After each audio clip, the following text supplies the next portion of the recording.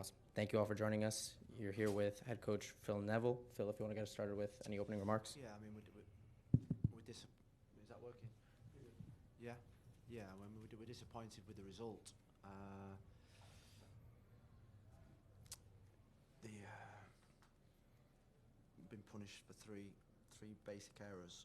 I'd say that the 2 goals in Toronto, basic errors, and the goal in NYC was basic errors. So you know, we can talk all we want, really, and what I've told the team is that in this league you get punished, and if you don't do the basics really well, then you will get goals against you. And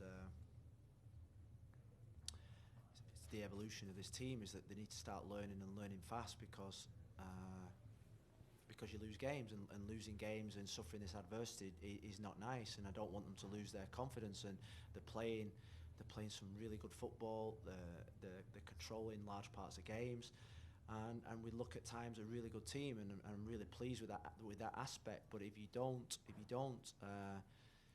defend wide free kicks with courage and bravery, if you don't sprint back in at times or give careless passes away, then you're going to get punished in this league, and that's what's happened in the last 3 games. But I've got to say, I can't fault their commitment, their effort, their drive, their determination to try and get back in the game from going 2 goals down.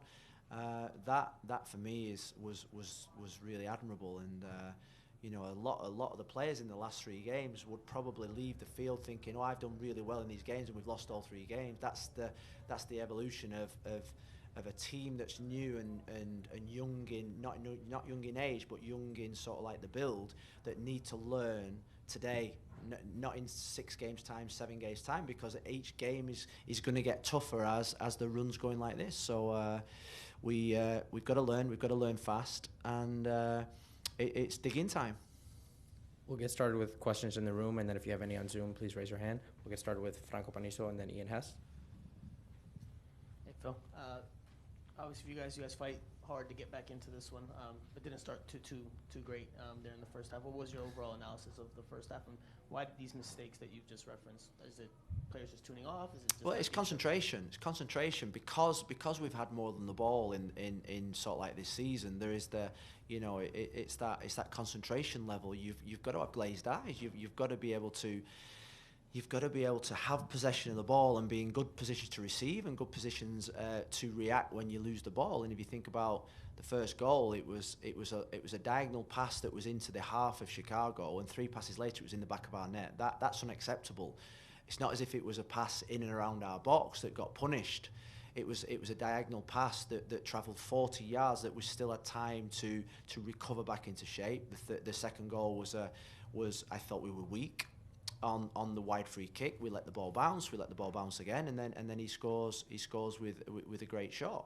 And the third goal, we are chasing it, but it's about doing the right things, making the right choices, making the right decisions. So I'd say that every goal we've conceded over the last 3 games has been through a lack of concentration, and that's where I say we've got to learn really quick, because we've got players that are playing to a real good level.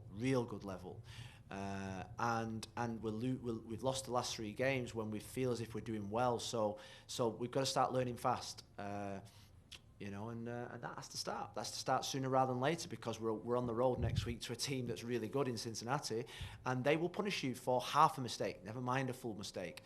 And I'd say in the games, apart from probably Chris McVeigh's own goal against NYC, we've not made glaring errors. We've just made half mistakes that we've been punished for, and that's the real disappointment. And it masks the good play that we're doing. Next, we'll go to Ian Hess and then to Xavier Guerrero. Hey, Phil, you've been very adamant about building the culture over the past couple of years, staying positive.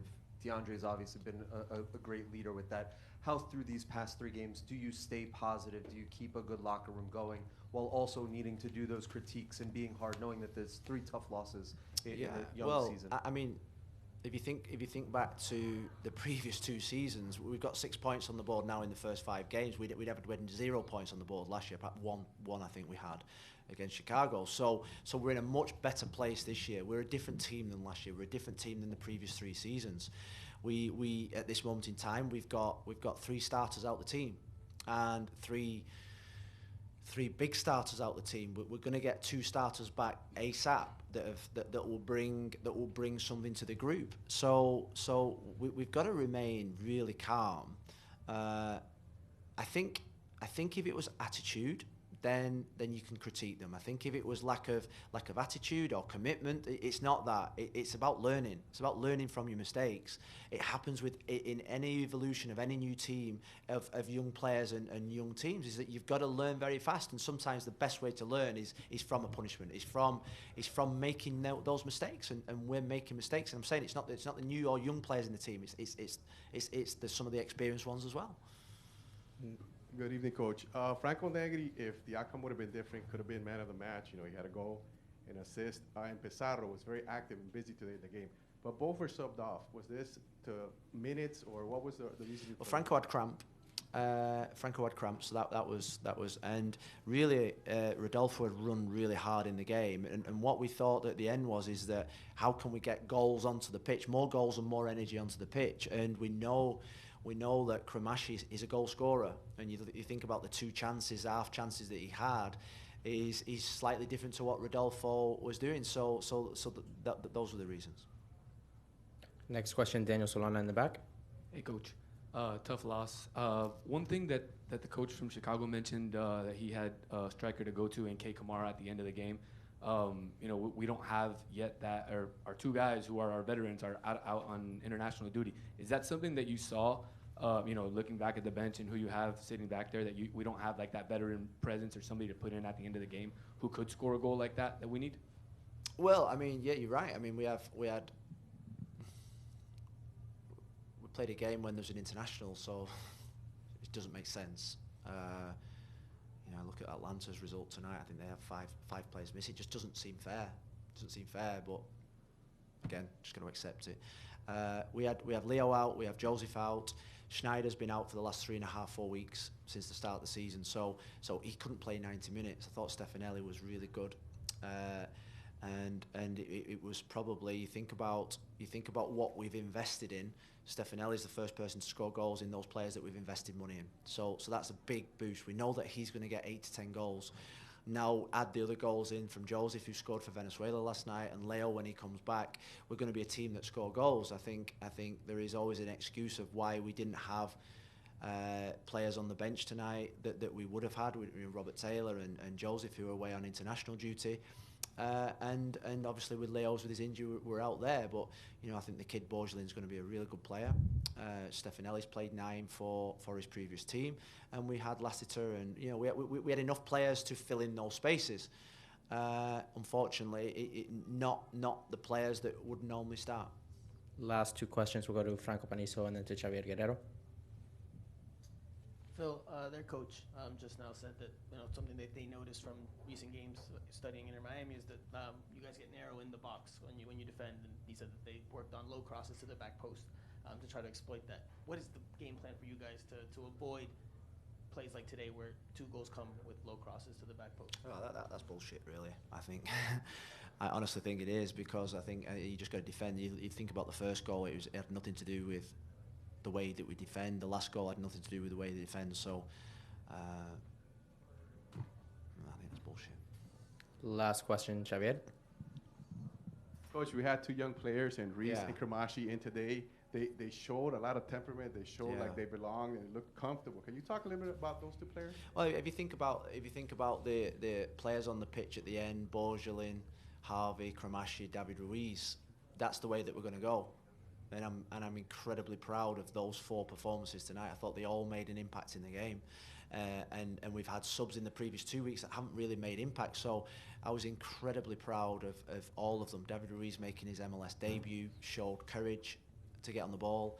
He's going to be a really good young player for us. We know he's got a lot of development. Borgelin, Harvey, Kramashi, they're doing absolutely fantastic.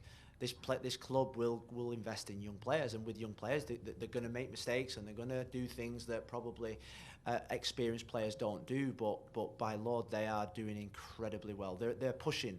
You think about the performance of Borgelin and Harvey in particular. They're pushing to be starters in this football team, and they're pushing the players below in front of them.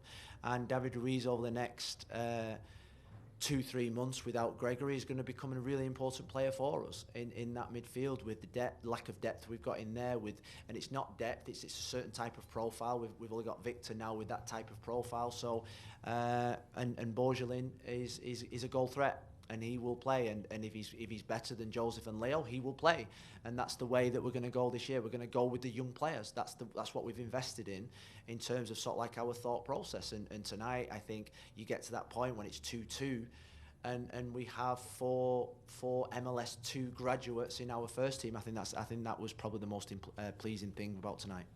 Thank you, Phil. Next, we'll be joined by Nicolas Stefanelli.